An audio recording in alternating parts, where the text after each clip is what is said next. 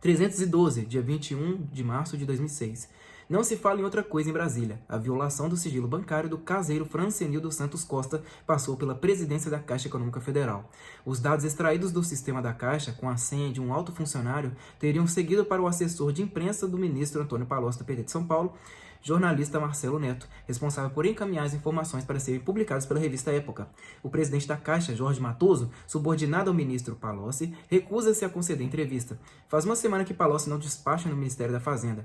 Desde que o jornal O Estado de São Paulo publicou entrevista com o caseiro, Palocci refugiou-se em sala no terceiro andar do Palácio do Planalto, ao lado do gabinete de Lula. Usa entradas e elevadores privativos. Evita contatos com a imprensa. Entra e sai pela garagem do subsolo. Não deixa a sede do governo federal nem para almoçar. Seus assessores têm de se deslocar do Ministério da Fazenda até o Palácio do Planalto, para onde também são transferidas ligações telefônicas ao ministro.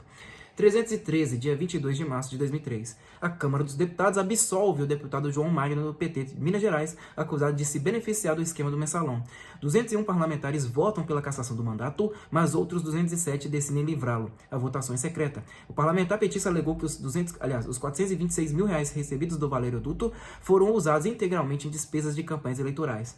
Câmeras de televisão filmam a deputada Ângela Guadanin, do PT de São Paulo, dançando entre as poltronas da Câmara para comemorar a absolvição do colega. A deputada agita os braços e rebola, arrisca passos de samba no meio do plenário, ri o tempo todo, dá um beijo em João Magno e está feliz da vida.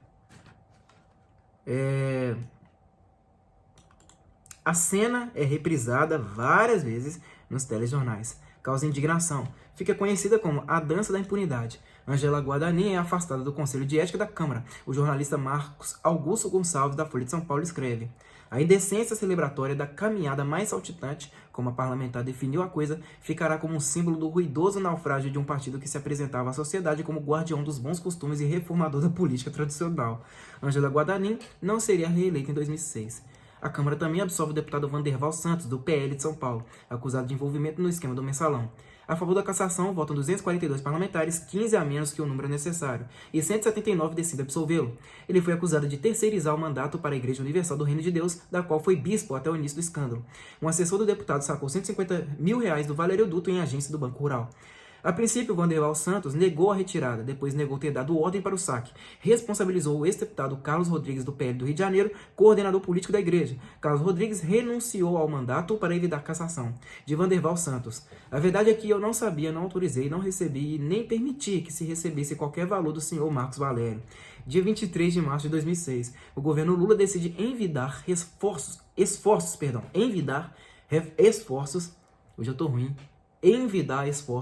para salvar Antônio Palocci, do PT de São Paulo.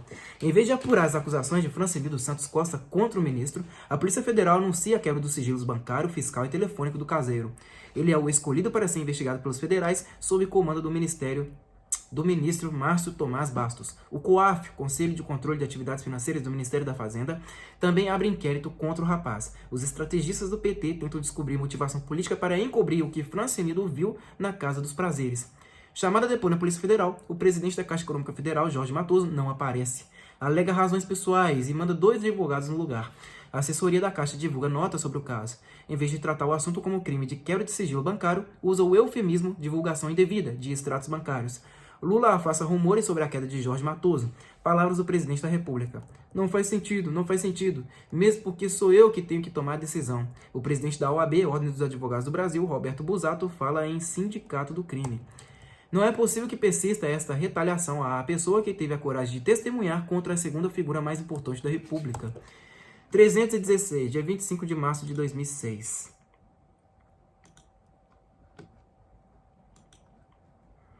A imprensa reúne informações sobre os bastidores da crise. A revista Época noticia que quinta-feira à tarde, dia 23, os ministros Antônio Palocci, do PT de São Paulo, Márcio Tomás Bastos e o presidente da Caixa Econômica Federal, Jorge Matoso, mantiveram encontro sigiloso no Palácio do Planalto. Palocci também teria se reunido com Lula. A reportagem de Gustavo Krieger relata que Matoso disse ser impossível negar que o acesso aos extratos de Francenildo fora executado em computador dentro das dependências da Caixa. Palocci pressionou Matoso, queria que ele assumisse a responsabilidade pela violação e depois pedisse demissão. O presidente da Caixa não aceitou. O jornal O Estado de São Paulo publica a declaração de Jacques Wagner, do PT da Bahia. O ministro das Relações Institucionais garante que o Palácio do Planalto não deu ordem para a quebra do sigilo bancário. Ora, se não foi Matoso nem o Planalto, quem foi? A revista Veja dá uma pista. A CPI dos bingos trabalha com a informação de que o jornalista Marcelo Neto, assessor de Palocci, foi mesmo o responsável por fazer chegar à revista Época os extratos bancários. 317, dia 26 de março de 2006. A Folha de São Paulo publica na primeira página o editorial Abuso de Poder. A disfarçatez, o uso sistemático da mentira, o empenho em desqualificar qualquer denúncia, nada disso constitui novidade no comportamento do governo Lula. Chegou-se nos últimos dias, entretanto, a níveis inéditos de degradação ética, de violência institucional e de afronta às normas da convivência democrática. O jornal acrescenta. Na tentativa inútil de salvar a credibilidade em farrapos de um ministro, viola-se o sigilo bancário de um cidadão comum, o caseiro Francenido Costa, enquanto toda sorte de malabarismos jurídicos e parlamentares protege as contas de Paulo Camoto, celebrizado pelos nebulosos favores que prestou ao presidente. Fato ainda mais grave, o caseiro se torna alvo de investigação por parte da Polícia Federal, num ato indisfarçável de ameaça e abuso de poder. A iniciativa, tomada em tempo recorde, não tem paralelo na história recente do país, infelizmente pródiga em situações nas quais representantes do poder público se viram às voltas com denúncias sérias de corrupção. 318, dia 27 de março de 2006.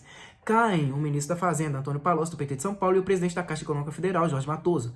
O destino do superministro é selado durante o depoimento de Matoso à Polícia Federal. O presidente da Caixa confessa que entregara pessoalmente a Palocci os extratos bancários de Francenildo. Matoso é indiciado por violação ilegal de sigilo. O presidente da Caixa admite que levou os documentos bancários do caseiro à casa de Palocci, na noite de 16 de março. Matoso determinaram ao assessor Ricardo Farrat e Schumann que levantasse os dados de Francenildo. Ricardo Farrat Schumann, assim como Matoso, é egresso da administração da ex-prefeita de São Paulo, Marta Suplicy, do PT. O assessor de Matoso também atuou na administração do prefeito Celso Daniel, do PT, em Santo André. Lá, Ricardo Farrat Schumann foi denunciado por envolvimento em contratos firmados em caráter de emergência sem licitação que teriam causado prejuízo de 9,6 milhões de reais.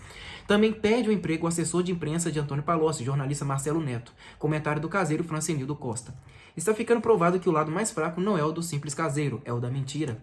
319, dia 28 de março de 2006. A imprensa reconstrói os momentos críticos da violação do sigilo bancário de Francenildo Santos Costa. Em reunião no Palácio do Planalto, na manhã de 16 de março, Lula e os ministros Antônio Palocci e Márcio Tomás Bastos decidiram entrar com medida no STF, o Supremo Tribunal Federal, para impedir o depoimento do caseiro à CPI dos bingos. Obtiveram sucesso. Durante aquela tarde, Palocci e Jorge Matoso, presidente da Caixa Econômica Federal, voltaram a se reunir no Palácio do Planalto, na sala ocupada pelo ministro, vizinha ao gabinete de Lula. Foi quando Palocci teria pedido a violação do sigilo bancário. Matoso cumpriria a determinação.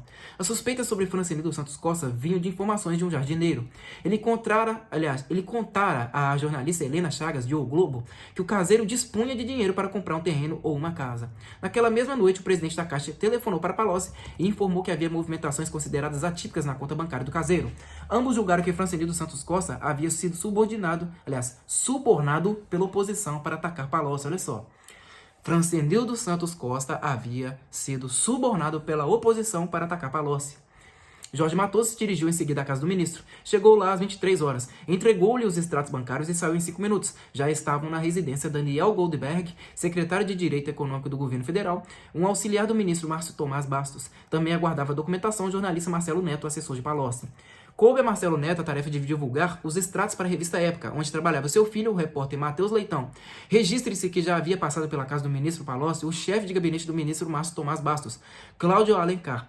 Daniel Goldberg e Cláudio Alencar, aliás, estiveram 2 vezes na casa de Palocci naquele fatídico 16 de março. A revista Veja relata que no auge da crise, no dia 23, Matoso voltou à casa de Palocci, onde encontrou o advogado Arnaldo Malheiros, amigo de Márcio Tomás Bastos. Durante a conversa, teria surgido a proposta de oferecer R$1 milhão para algum funcionário da Caixa assumir a autoria da quebra do sigilo. Informação adicional. Arnaldo Malheiros foi advogado dos ex-dirigentes do PT, Delúbio Soares e Silvio Pereira, com honorários pagos pelo PT.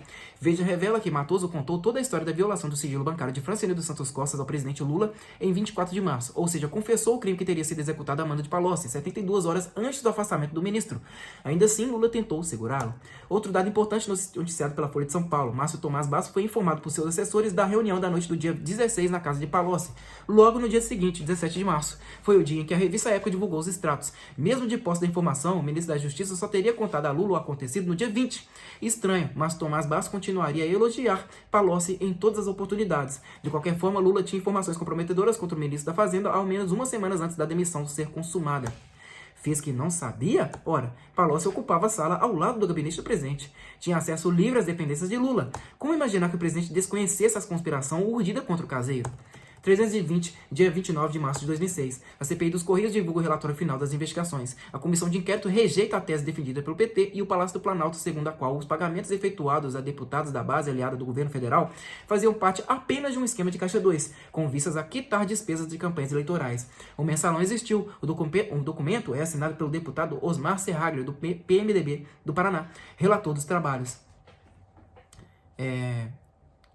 Em verdade, é reduzir-se em demasia a inteligência dos brasileiros e imaginar que será bastante dizer que os milhões não foram distribuídos a parlamentares, mas sim corresponderiam à Caixa 2 de campanhas.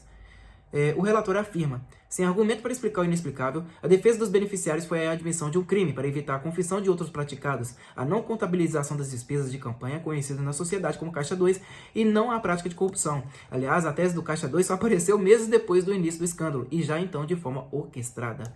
A conclusão da CPI dos Correios ocupa 1.839 páginas. Serraglio solicita o indiciamento de 118 pessoas, entre ex-ministros, parlamentares, dirigentes e assessores de partidos políticos, a cúpula do PT em 2003 e 2004, funcionários públicos, empresários, publicitários, representantes de fundos de pensão, dirigentes dos bancos Rural, BMG, Santos e do Brasil, além de operadores do mercado financeiro. Dos 118 pedidos de indiciamento, 38 são ligados a irregularidades ocorridas em fundos de pensão, 35 relativos a esquemas identificados nos Correios, 25 por envolvimento com as operações conduzidas pelo empresário Marcos Valério e 17 são deputados ou ex-deputados.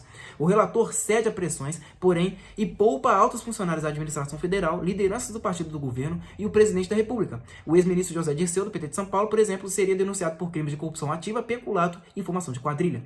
Foi citado só por corrupção ativa. O documento do relator acusa José Dirceu de ser o grande idealizador desse esquema de corrupção, destinado a garantir uma base de apoio ao governo na Câmara dos Deputados. E mais, várias pessoas confirmaram que o ex-ministro-chefe da Casa Civil, José Dirceu, sabia dos empréstimos e do esquema do mensalão. O ministro estava a par de todos os acontecimentos e coordenava as decisões junto com a diretoria do PT. O ex-ministro Luiz Guschiken, do PT de São Paulo, foi acusado preliminarmente de peculato, tráfico de influência, corrupção ativa e formação de quadrilha. Acabou responsabilizado por tráfico de influência e corrupção ativa. O relator Osmar Serraglio também protege o grande beneficiário do escândalo do mensalão, o maior interessado em garantir maioria parlamentar no Congresso Nacional a fim de assegurar cobertura política e votos necessários em apoio a projetos de seu governo. Lula, o presidente da República. Ao se referir a Lula, Serraglio usa os termos cúspide, que significa a ponta, e lobrigar, para dizer entender. O documento afirma: como é de sabença, não incide aqui responsabilidade objetiva do chefe maior da nação simplesmente por ocupar a cúspide da estrutura do poder executivo, o que significaria ser responsabilizado independentemente de ciência ou não. Em sede de responsabilidade subjetiva, não parece que havia dificuldade para que pudesse lobrigar a anormalidade com que a maioria parlamentar se forjava. Contudo, não se tem qualquer fato que evidencie haver se omitido. Alterações feitas nas últimas horas, antes da apresentação do relatório, também retiram do documento o nome de Fábio Luiz Lula da Silva, o Lulinha, filho do presidente. Ele seria citado por causa das relações de sua empresa, a Gamecorp, com a Telemar, uma concessionária de serviços públicos. O relatório afirma, porém, que, sem dúvida, cabe ao Ministério Público angariar novas informações e esclarecer a nação sobre essa questão delicada que desacata a cidadania e fere a credibilidade política do país. Ao abordar a compra de ações da Gamecorp pela Telemar, o relatório faz referências ao fundo de pensão dos funcionários da Petrobras, que é acionista da Telemar. Aponta que a Petros não demonstrou interesse em esclarecer da atribulada compra por aquela empresa de telefonia das debêntures conversíveis da firma Gamecorp, de propriedade de um dos filhos do presidente da República. O documento acrescenta: neste caso não deve haver a presunção de ilícito, mas não se pode descartar o delicado aspecto político e ético por envolver investidores cujos interesses dependem de regulação oficial. O empresário Marcos Valério é acusado por falsidade ideológica, lavagem de dinheiro, tráfico de influência, corrupção ativa, supressão de documento, fraude processual, crimes contra a ordem tributária, peculato e atos de improbidade administrativa. Já o publicitário Duda Mendonça, marqueteiro de Lula, é acusado por crimes contra o sistema financeiro, sonegação fiscal e lavagem de dinheiro. Segundo o relatório, Duda Mendonça organizou uma operação internacional destinada a ocultar ou dissimular valores, o que caracterizaria lavagem de dinheiro. O ex-deputado Roberto Jefferson, do PTB do Rio de Janeiro, que denunciou o escândalo do Mensalão, é acusado de crime eleitoral, crime contra a ordem tributária e por corrupção passiva. De acordo com o relatório final da CPI, Jefferson trabalhou para engendrar uma rede de influência na administração dos Correios, baseada sobretudo na indicação política para a ocupação de cargos com vistas à captação de recursos para fins de financiamento eleitoral. Para a CPI dos Correios, os empréstimos do Banco Rural e do BMG ao Valério Duto são uma fraude que procurou esconder as verdadeiras fontes do Mensalão. Os créditos, apesar de concedidos, não seriam pagos. Os bancos receberiam compensações na forma de contratos com o governo do PT. O relatório pede o indiciamento da presidente do Banco Rural, Cátia Rabello, e do presidente do BMG, Ricardo Guimarães. José Genuíno, de São Paulo, ex-presidente do PT, é acusado por falsidade ideológica, lavagem de dinheiro, corrupção ativa e crime eleitoral. E Delúbio Soares, o ex-tesoureiro do partido, pelos mesmos crimes, mais o de peculato. Ambos foram poupados na última hora de acusação de formação de quadrilha. O ex-secretário-geral do PT, Silvio Pereira, é denunciado por tráfico de influência. O relatório considera o fundo VisaNet, gerido pelo Banco do Brasil, a principal origem do dinheiro do Valério Duto. O documento afirma que o Banco do Brasil adiantava repasses à agência de publicidade DNA de Marcos Valério, o que permitia a obtenção de vantagens financeiras. Os ganhos irregulares com as operações teriam somado 23,9 milhões de reais e provocaram pedidos de indiciamento para o ex-ministro Luiz Gustin, do PT de São Paulo, e o diretor de marketing do Banco do Brasil, Henrique Pisolato. O relator conclui que também contribuíram com recursos para o esquema de repasse de dinheiro a parlamentares da base aliada, as siderúrgicas Uzi Minas e Cosipa e a Companhia Telefônica Brasil Telecom. Durante os trabalhos de apuração, a CPI dos Correios não requereu a quebra de sigilo bancário de nenhum dos parlamentares investigados. Da mesma forma, nenhum novo nome surgiu, apesar de a comissão ter obtido uma relação com cerca de 60 assessores parlamentares que estiveram no Banco Rural em datas nas quais foram efetuados saques para pagar o mensalão. 321, dia 30 de março de 2006, o Conselho de Ética da Câmara aprova por 9 votos a 4 o pedido de cassação do mandato do deputado José Mentor, do PT de São Paulo, acusado de envolvimento no escândalo do Mensalão. Ele recebeu 120 mil reais de Rogério Tolentino, sócio de Valério, cujo indiciamento também foi solicitado pela CPI dos Correios, sob a acusação de falsidade ideológica e lavagem de dinheiro. José Mentor procurou se defender, dizendo que o dinheiro foi pagamento por serviços de consultoria jurídica prestados a Rogério Tolentino. A tese não foi aceita. O deputado Nelson Trade, do PMDB do Mato Grosso do Sul, autor do parecer que pede a cassação do deputado, comenta os tais serviços de consultoria usados como justificativa por José Mentor. São estudos genéricos, mais parecidos com trabalhos escolares do que com algo que vá servir a alguém, aparentemente sem utilidade prática. 324, dia 2 de abril de 2006. Novas histórias envolveram próceres da República de Ribeirão Preto. O empresário Roberto Carlos Kurzweil pagou as despesas do voo do helicóptero que levou o então prefeito de Ribeirão Preto, São Paulo, Antônio Palocci, do PT, a Angra dos Reis, no Rio de Janeiro. A viagem ocorreu em novembro de 2002, logo após a eleição de Lula, conforme relata a reportagem da Folha de São Paulo. Como se sabe, Palocci foi coordenador da campanha vitoriosa do PT. Em Angra, Palocci ficou numa casa com 6 suítes, cuja diária é estimada em R$2.000. Segundo o repórter Mário César Carvalho, Palocci voltou à mesma casa um ano depois, já ministro da Fazenda, novamente a convite do empresário Kurzweil, que possui residência no mesmo condomínio. Kurzweil foi frequentador da Casa dos Prazeres, o estopim da queda de Palocci. Em 1995, durante a primeira gestão de Palocci na prefeitura de Ribeirão, a municipalidade firmou o contrato com a empresa REC de Kurzweil para o tratamento de esgoto. O negócio renderia R$400 milhões até 2010. O helicóptero que transportou Palocci a Angra é avaliado em $1,5 milhão. Pertenceria aos angolanos Arthur José Valente Caio e José Paulo Teixeira Figueiredo. Os dois teriam ligações com casas de bingo e seriam responsáveis por doação de R$1 milhão para a campanha de Lula em 2002. Palavras do advogado Rogério Buratti. O mesmo Rogério Buratti, aliás, seria sócio dos angolanos na empresa de telecomunicações Cinco Telecom, da mesma forma que Kurzweil. Os dois angolanos também seriam citados como envolvidos nos casos da morte do prefeito de Campinas, em São Paulo, Toninho, do PT. A primeira viagem a Angra para comemorar a vitória de Lula reuniu na bela cidade do litoral fluminense Palocci, a mulher e a filha. Ademilson Ariosvaldo da Silva, que seria nomeado secretário particular do ministro da Fazenda, e Donizete Rosa, outro fiel assessor do prefeito de Ribeirão Preto. Ele também seria dono do cargo importante no governo Lula. Donizete Rosa estava acompanhada da mulher Isabel Bordini, acusada de envolvimento com planilhas fraudulentas que teriam servido para desviar dinheiro dos contratos de limpeza pública de Ribeirão. Esteve na celebração ainda Ralph Barquete, o poderoso secretário de Finanças de Palocci, na mesma Ribeirão Preto. Na segunda viagem, em 2003, Palocci, já ministro, foi mais reservado. Acompanharam-no apenas a mulher e a filha, além da família de um amigo muito especial que levou a mulher e os 3 filhos, Rogério Buratti. Trata-se do mesmo Rogério Buratti com quem Palocci negou manter relacionamento desde o seu afastamento da Secretaria de Governo de Ribeirão Preto, ainda no primeiro mandato do prefeito Palocci de 1993 a 1996, após um rumoroso caso de corrupção.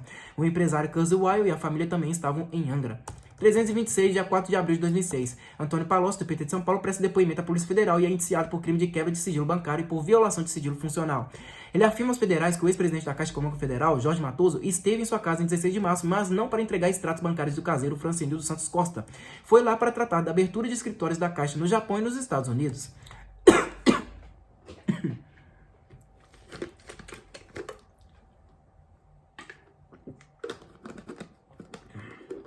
Palocci tenta encobrir que Matoso chegou à sua casa às 23 horas, tarde da noite, e ficou por apenas 5 minutos.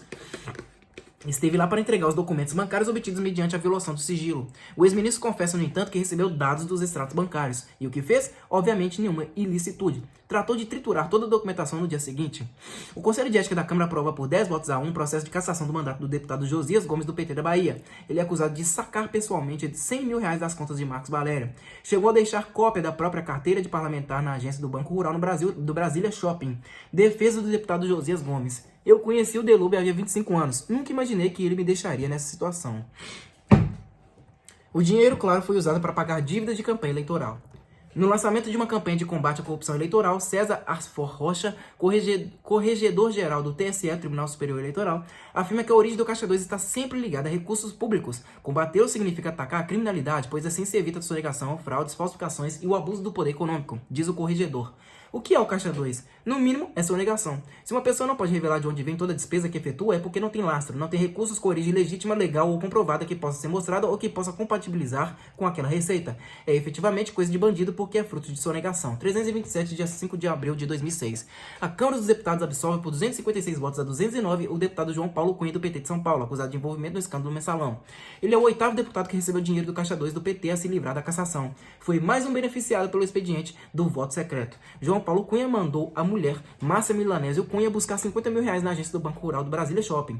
Foi em setembro de 2004. Na época, ele exercia o cargo de presidente da Câmara dos Deputados. No início, negou o saque. Depois disse que o dinheiro foi usado para pagar de pesquisas eleitorais. João Paulo Cunha defendeu-se. Eu estava convicto de que o dinheiro vinha dos cofres do PT. Não peguei dinheiro escuso, de origem indeterminada. Peguei na tesouraria do PT. Errado. Pegou, ou melhor, mandou a mulher pegar fora do horário bancário para não ser vista na agência do Banco Rural. E só admitiu o recebimento porque não convenceu ninguém com a história de que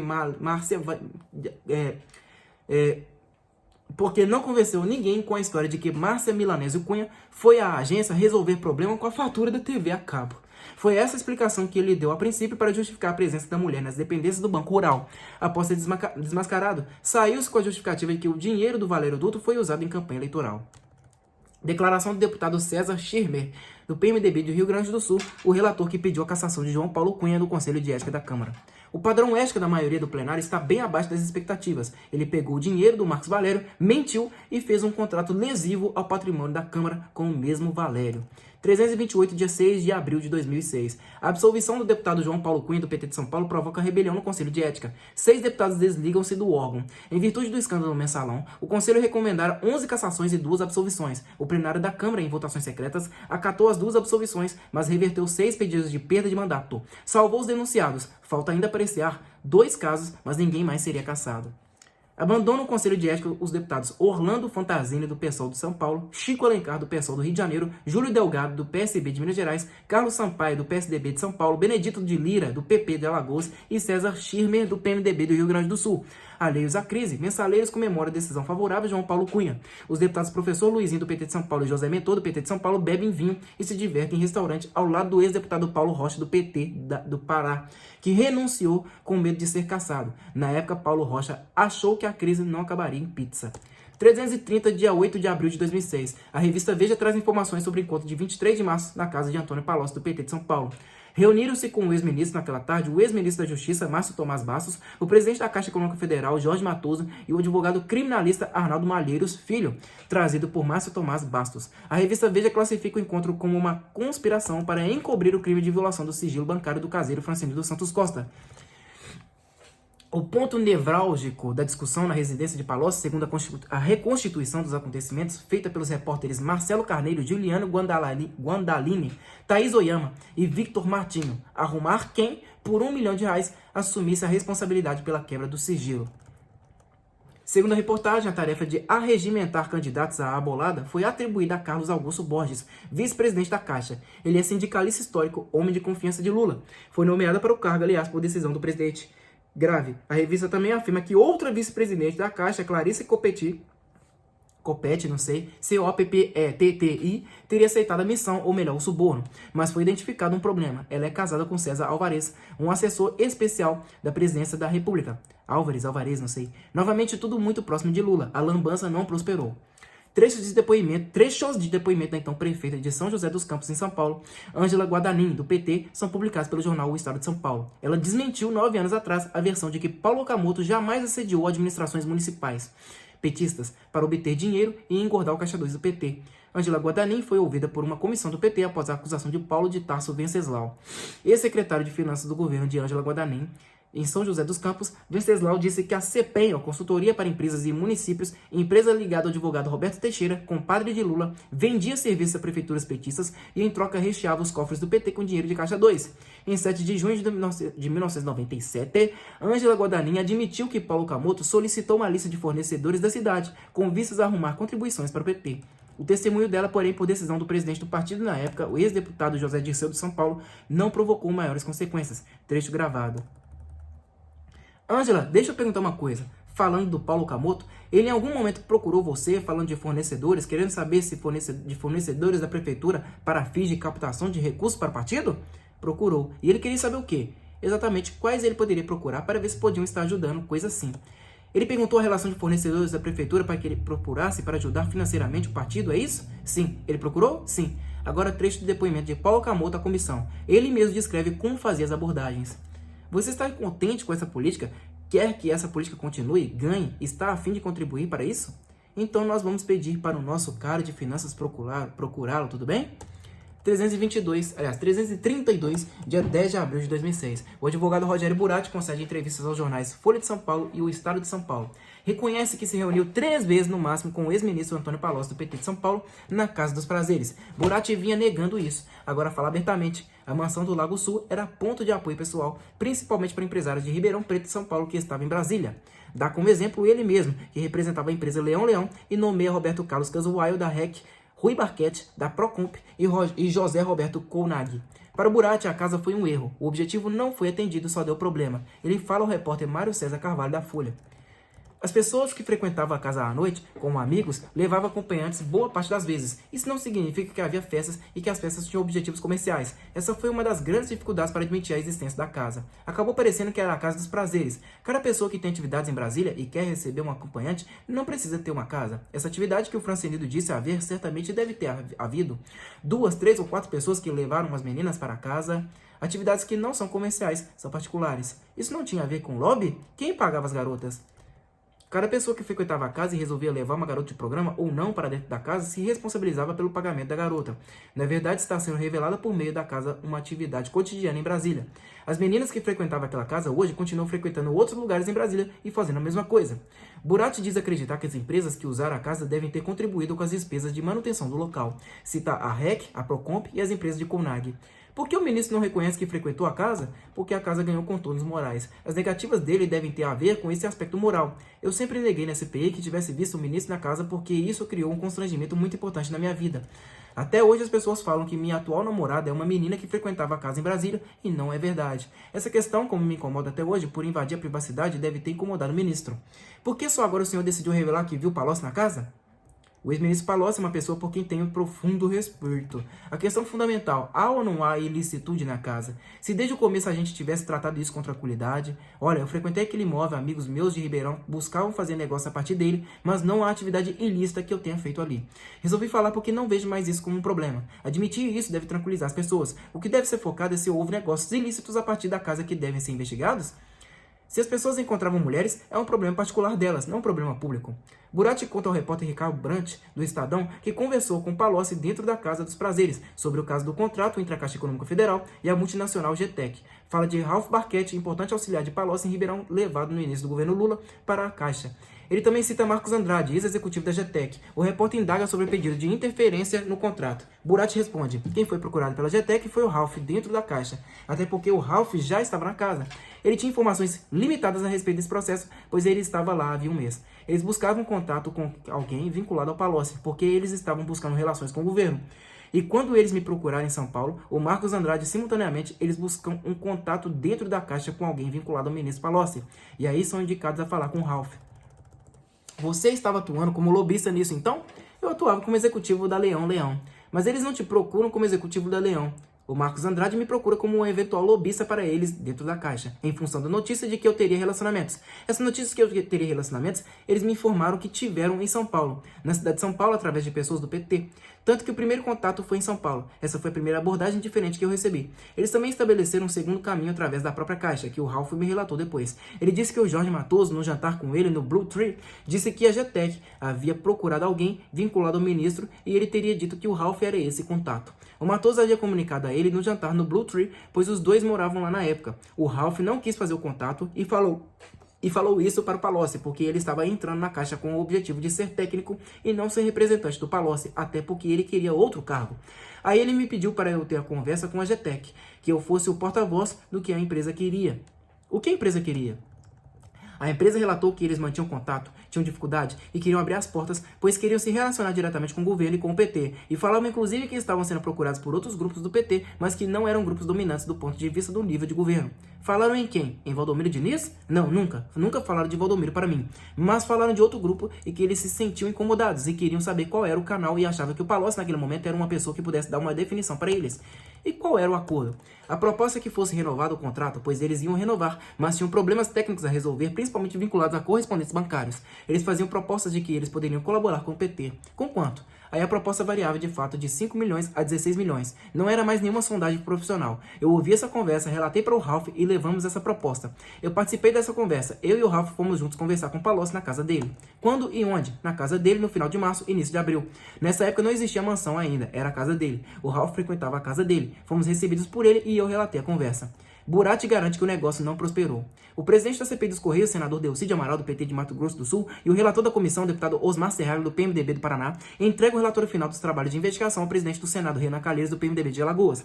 Na última hora, foram incluídos os pedidos de indiciamento do banqueiro Daniel Dantas, do grupo Opportunity, e da ex-presidente do Brasil Telecom, Carla Sicco. Ambos são acusados por crimes de sonegação fiscal, tráfico de influência e corrupção ativa. De acordo com Osmar Serralho, a Brasil Telecom, na época sob controle da Opportunity, injetou R$823 mil em empresa de Marcos Valério por serviços de publicidade que não seriam prestados. Além disso, outros R$3 milhões teriam ingressado em contas bancárias de empresas de Marcos Valério, quantia que posteriormente iria ser remetida a empresas no exterior. Existe muito mais dinheiro na jogada, contudo. A Telemig Celular e a Amazônia Celular, pertencentes à holding da Brasil Telecom, repassariam R$158 milhões para as agências de Marcos Valério em 5 anos por supostos serviços de publicidade. Para o relator, o dinheiro alimentou o Valério Duto e serviu para parar arestas entre Daniel Dantas, o PT e o governo Lula. 333, dia 11 de abril de 2006. O Procurador-Geral da República, Antônio Fernando de Souza, divulga a conclusão do inquérito conduzido por ele sobre o escândalo do Mensalão. 40 pessoas são denunciadas ao STF, Supremo Tribunal Federal, em decorrência das investigações. O Procurador-Geral endossa acusações da CPI dos Correios, mas seu relatório proporciona impacto maior. Afinal, ele não poderia ser acusado de agir por ambições políticas, partidárias ou eleitorais. Logo na introdução da denúncia aos acusados, entre os nomes 20 estrelas, a relação José Dirceu, Luiz Gustkin, José Genuíno, Delúbio Soares, Silvia Pereira, Marcos Valério, João Paulo Cunha, Pedro Corrêa, José Janene, Valdemar Costa Neto, Professor Luizinho, João Magno, Anderson Adalto, Duda Mendonça, José Borba, Carlos Rodrigues, Zilmar Fernandes da Silveira, Simone Vasconcelos, Henrique Pisolato e Roberto Jefferson. Antônio Fernando de Souza ressalva que todas as imputações feitas pelo ex-deputado Roberto Jefferson ficaram comprovadas. Investigações evidenciaram o loteamento político dos cargos públicos em troca de apoio às propostas do governo, prática que representa um dos principais fatores do desvio e má aplicação de recursos públicos com o objetivo de financiar campanhas milionárias nas eleições, além de proporcionar o enriquecimento ilícito de agentes públicos e políticos, empresários e lobistas que atuam nessa perniciosa engrenagem. Capítulo à parte, em seguida, trata exclusivamente do relatório do Procurador-Geral da República. 335, dia 13 de abril de 2006. O editorial Um Libelo Arrasador, de O Estado de São Paulo, comenta a denúncia do Procurador-Geral da República, Antônio Fernando de Souza. Para o jornal, Lula é o beneficiário por excelência da corrupção em escala inédita promovida pelo PT. O editorial responsabiliza o presidente da República por ser impossível imaginar que não tivesse conhecimento.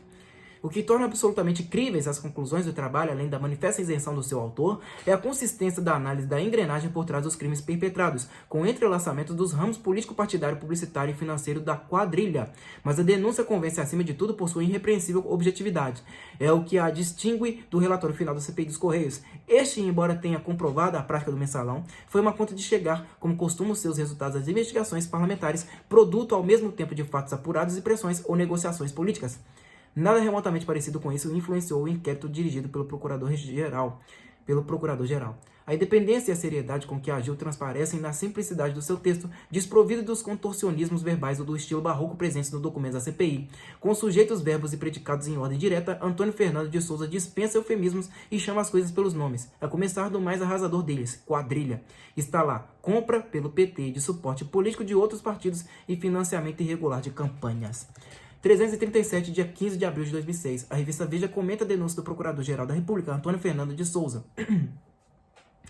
Ali estão escritos em detalhes e com precisão jurídica os mecanismos de funcionamento do que talvez seja, com exceção da nomenclatura soviética, a maior quadrilha jamais montada com o objetivo de garantir a continuidade no poder de um mesmo grupo político, o PT de Lula.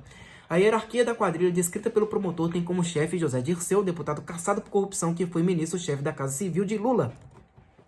Abaixo dele estão quase todos os companheiros de Lula. Aliás, quase todos os companheiros de luta de Lula. Gente com quem ele conviveu intimamente por quase 3 décadas. O procurador-geral deixou vago no organograma da quadrilha o posto logo acima de José Dirceu. Mas o quebra-cabeça não é de difícil solução. Basta montar as peças e aparece o mais provável ocupante daquele posto. É isso que aponta o bom senso. Basta tentar montar com as peças do quebra-cabeça uma outra imagem que não a de Lula. Não encaixa.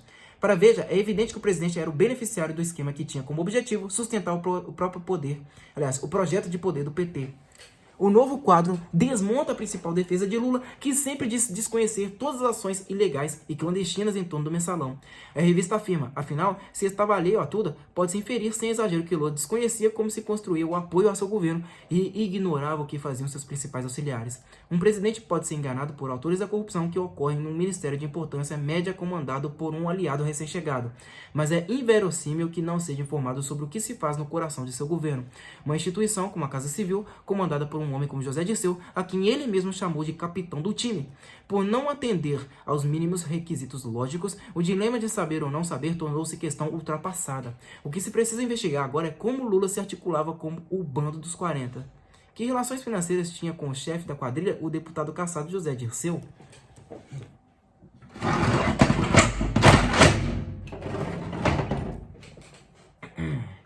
Dia 16 de abril de 2006, o editorial Lula com a Palavra comenta na Folha de São Paulo a denúncia do procurador-geral Antônio Fernando de Souza. Para o jornal, o presidente deve explicações à sociedade. Desde o início da crise, refugia-se num silêncio calculado, de vez em quando interrompido por esparsas evasivas, contradições flagrantes e vagos desabafos sentimentais. Formação de quadrilha, corrupção ativa e passiva, lavagem de dinheiro e peculato. No âmago do governo Lula, formou-se uma organização criminosa com vistas a manter-se no poder. Não são frases de algum oposicionista enraivecido, e sim do relatório elaborado pelo Procurador-Geral da República, formalizando a denúncia contra os responsáveis pelo mensalão. Entre eles, o então ministro-chefe da Casa Civil, José Dirceu, o das Comunicações, Luiz Gustkin, os 3 principais dirigentes do Partido dos Trabalhadores, o então presidente da Câmara dos Deputados e um ex-diretor do Banco do Brasil. Só uma quadrilha ou mais de uma? Também o ex-ministro da Fazenda, Antônio Palocci, e o grupo capitaneado por ele enredam-se numa outra coleção de acusações policiais. O editorial centra em Lula. Foi traído, disse ele mais de uma vez. Mas por quem? Lula foi prudente em não citar nome nenhum. Muitos ainda não eram do conhecimento público quando a frase foi pronunciada pela primeira vez. A lista, até hoje em aberto, poderia sem dúvida oferecer diversos novos candidatos ao indiciamento criminal. O presidente não sabia de nada? O importante, afirmou numa famosa entrevista em julho de 2005, não é se você sabia ou não, porque se eu tivesse condição de saber, não teria acontecido. Naquela ocasião, Lula recorria apenas ao truque e vocabulário de referir-se a hipotéticos erros cometidos por seu partido. O PT, se cometeu erros, tem que explicar para a sociedade brasileira que erros cometeu. Mais do que erros, entretanto, é o que Lula tem de explicar agora. Já faz tempo que eu deixei de ser presidente do PT. Prosseguia ele naquela entrevista sintomaticamente gravada nos jardins de um certo Museu do Ar, em Paris. Depois que eu virei presidente da República, eu não pude mais participar da reunião do diretório do PT. Mas participou, ao que tudo consta, de reuniões com ministros, perto dos quais as figuras de um Delúbio Soares e de um Silvio Pereira assumem o papel de aprendizes, de coadjuvantes, de bodes expiatórios numa farsa monumental. faça de um governo eleito com a bandeira da ética na política e que tem como principal recurso para provar sua inocência o argumento de que todo o episódio do Mensalão se resumiu a um caso de Caixa 2, o que é feito no Brasil sistematicamente, disse Lula para corrigir-se meses depois. Trata-se de prática condenada pela sociedade brasileira, afirmou finalmente com tardia convicção. É a mesma convicção com que garantiu em dezembro passado que a CPI vai terminar e eles não vão provar o Mensalão. Foram essas as certezas, foram essas as considerações do presidente da República ao longo da crise, extraídas a custo dos raros momentos em que se alçou ao dever civil de prestar contas pelo descalabro de seu governo.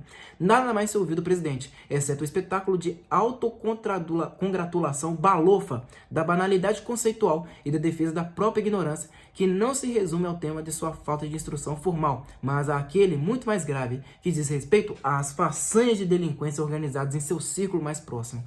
O ex-governador do Rio, Antônio Garotinho, do PMDB, relata ter sido procurado por José Dirceu, do PT de São Paulo, na véspera da votação do processo de cassação do ex-ministro. José Dirceu precisava de apoio para ser absolvido na Câmara dos Deputados. Buscava suporte do ex-governador Antônio Garotinho, do ex-governador. Antônio Garotinho falou aos repórteres Plínio Fraga e Sérgio Costa, da Folha de São Paulo, palavras de Garotinho sobre o encontro com José Dirceu. Vamos lá. Ele falou que eu devia ter muita mágoa dele, mas saiba que tudo que eu fiz, tudo fiz porque o Lula mandou. Você acha que ia mandar bloquear o dinheiro do Rio e o Palocci iria obedecer? Todo político tem alguém que faz o lado mal. Estou pagando agora por ter feito o lado mal. Comentário de José Dirceu sobre a entrevista de Garotinho. Não vou bater boca com ele.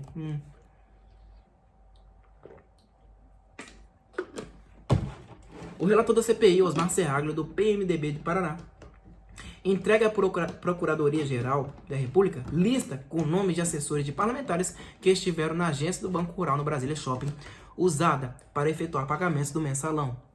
A relação traz funcionários do ex-ministro das Comunicações, Eunício Oliveira, do PMDB do Ceará, e dos deputados José Militão, do PTB de Minas Gerais, Moacir Miqueleto, do PMDB do Paraná, e Benedito de Lira, PP de Alagoas. Todos alegam que os funcionários foram resolver problemas pessoais no rural.